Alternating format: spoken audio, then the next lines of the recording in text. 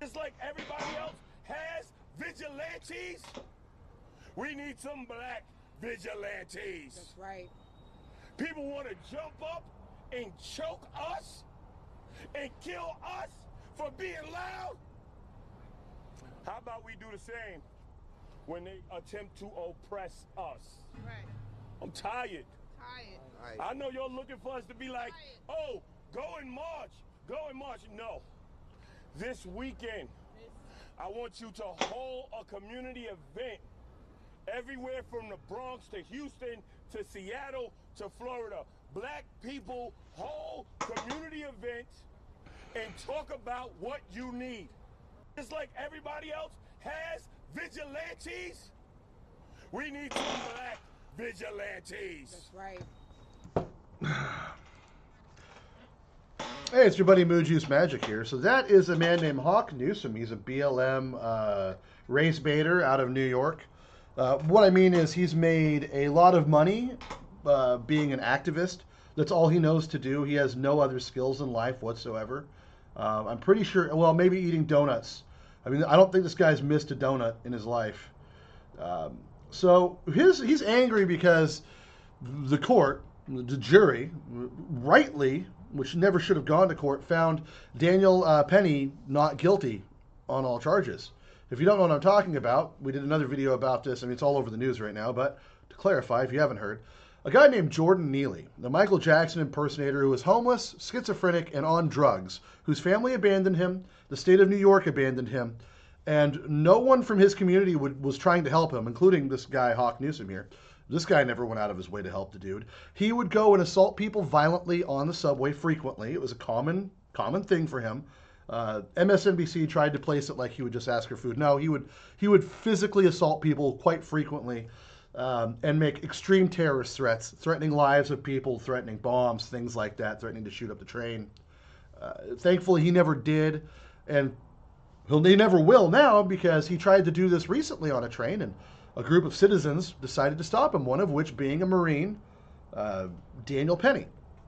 Now, we saw a video of the entire train car cowering in fear from this guy's threats before Daniel Penny intervened and did the work. What I mean by did the work is they took him to the ground, he put him in a rear naked choke. For those who don't know what that is, it is a normally non-lethal chokehold. It was lethal in this situation in the effect that Jordan Neely was on drugs. That's the only reason he died. It was because he was on drugs and because his heart couldn't handle it, the stress of the situation. Otherwise, the hold would have been totally normal. He might have passed out, but he would have survived. In fact, he had a pulse when the police got there. Now, the coroner's office ruled it originally that he had died because of the chokehold, because the oxygen wasn't to his brain. He still had a pulse, but the brain was dead before the pulse stopped, which is insane. An insane way of thinking. He was breathing, he still had a pulse, but his brain was dead at that point, allegedly. Now, that is partially true, but that isn't true without the drugs, the synthetic marijuanas that he was taking. I know, it's marijuana. You guys think marijuana, you hear it, you think, okay, pot's not lethal. Well, synthetic marijuana is quite different, okay? It's a different thing. So that is what killed him. It wasn't the chokeout. But running off that report, District Attorney Alvin Bragg in New York decided to bring Daniel Penny to trial for manslaughter and second-degree manslaughter. He tried to get him to 2 charges. I think it was first-degree manslaughter or murder and then manslaughter. Well, obviously he wasn't guilty. I mean, you saw plenty of video of it. An actual doctor, when a forensic scientist went in and did the forensics on it and did the work the coroner wouldn't be bothered to do and said, hey, no, this is what actually killed him.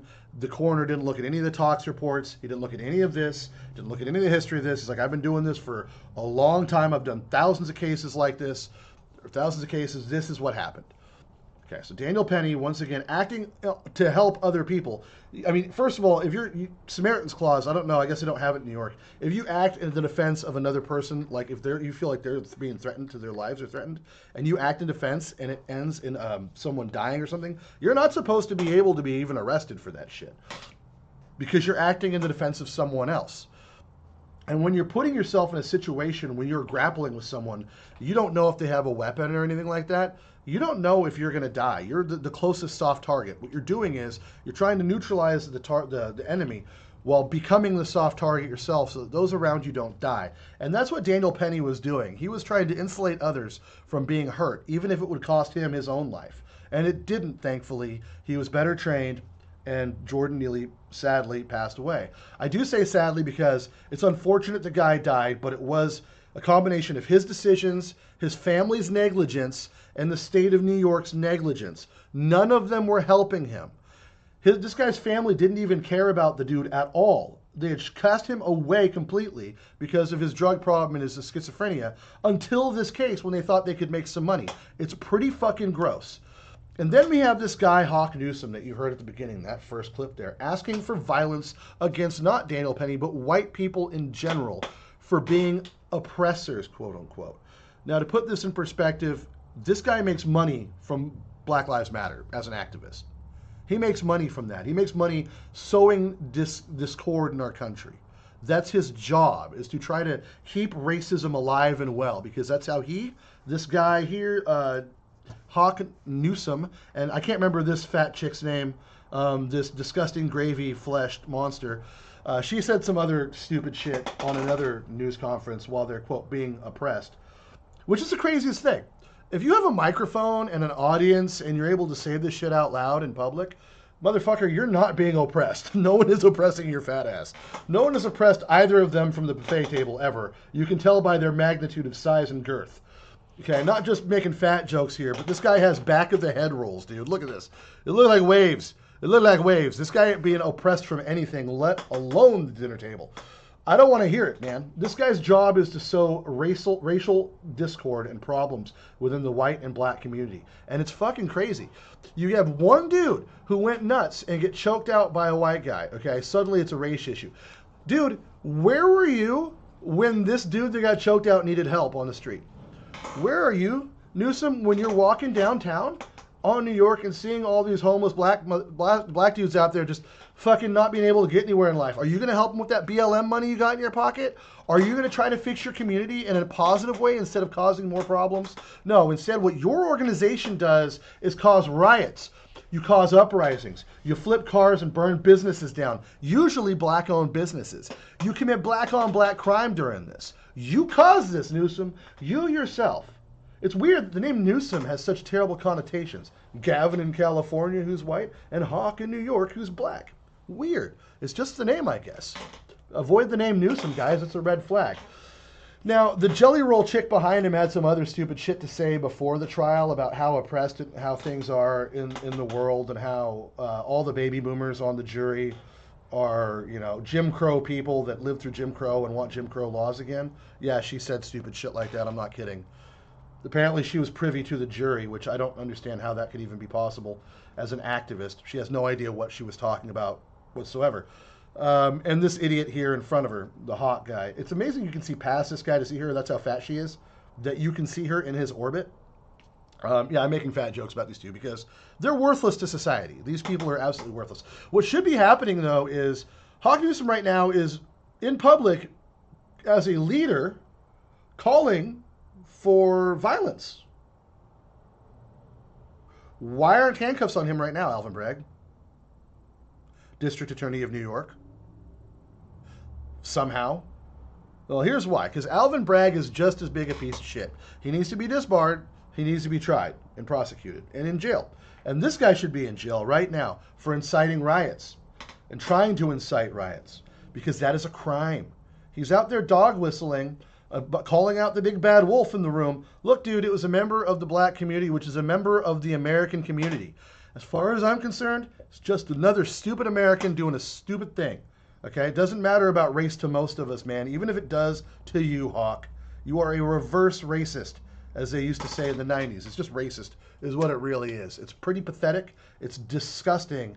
And this guy should probably sit the fuck up and shut the fuck up and sit the fuck down, man. I don't even know what else to say to this dude. He's calling for violence against white people. So if you're a white person and you get hurt in a violent act this weekend, just know this is a guy that you need to go after directly for lawsuits. This guy, Hawk Newsome, out of New York, he works for Black Lives Matter as an activist. Go hunt him down for your legal fees and dues and sue the shit out of this guy.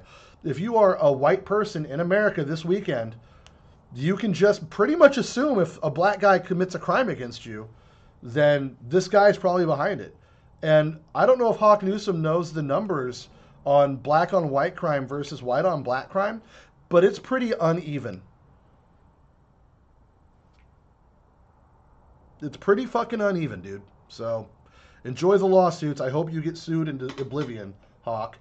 We need to find out who's really funding BLM. I'm pretty sure it's George Soros, and that sounds like a crazy conspiracy, but those brick pallets didn't just start showing up out of nowhere, guys. Anyway, let me know what you guys think about this in the comments below. We're all grateful Daniel Penny is free from going to jail again for something that he did to save other people. Should never be a sentence anyone should ever have to utter. And Hawk Newsome, I fucking hope you rot in jail, dude. You're a piece of shit. All right, I'm Moojus Magic. I love you in the face, and I'll catch you later.